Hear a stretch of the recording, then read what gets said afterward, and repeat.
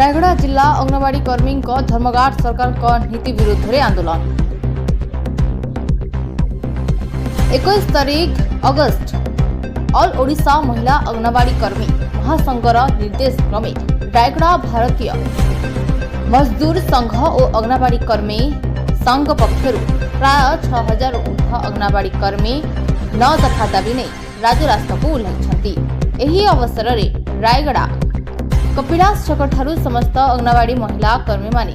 पदयात्रा रे बाहरी विभिन्न प्रकार स्लोगान दे जिलापाल कार्यालय पर्यंत एक विराट रैली रे बाहरी जिलापाल कार्यालय सम्मुख में धारणा रे बसी स्लोगान दे निजर दाबीगुड़िक उपस्थापना करने सह जिलापाल श्री आशुतोष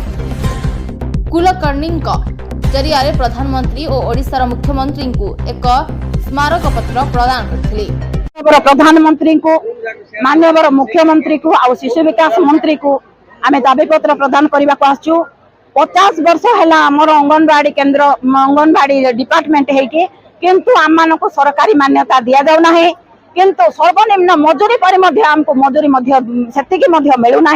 सरकार 8 वर्ष है आमको टंकाटे भारत सरकार देना तेणु तार प्रतिवाद करी आज आम आसिक राजरास्ता को ओह्लैचु आम दाबी पत्र दबु जदि सरकार आम कथा न शुणती ताहले अनिर्दिष्ट काल पर्यंत कंसंट्रेटर को आम बंद करके धारणा रे ओह्लैबु।